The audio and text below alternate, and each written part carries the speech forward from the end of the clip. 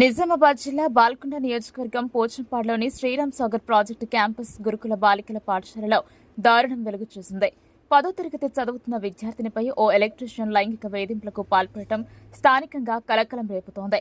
పాఠశాలలో పనిచేసే ఎలక్ట్రీషియన్ విద్యార్థినిని వేధించడంతో బాధితురాలు తల్లిదండ్రులకు ఫిర్యాదు చేసింది.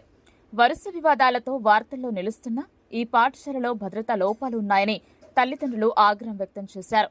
బాధితురాలి ఫిర్యాదు మేరకు మెండోరా ఎస్ఐ సుహాసిని కేసు నమోదు చేసి దర్యాప్తు ప్రారంభించారు.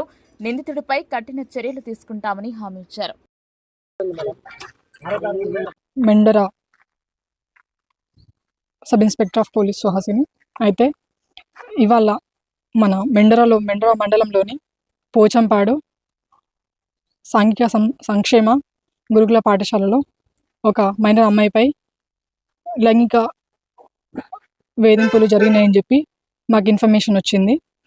మేము ఇట్టి విషయం గురించి బాధితుల నుంచి దరఖాస్తు తీసుకొని కేసు నమోదు చేసి దర్యాప్తు చేస్తున్నాము.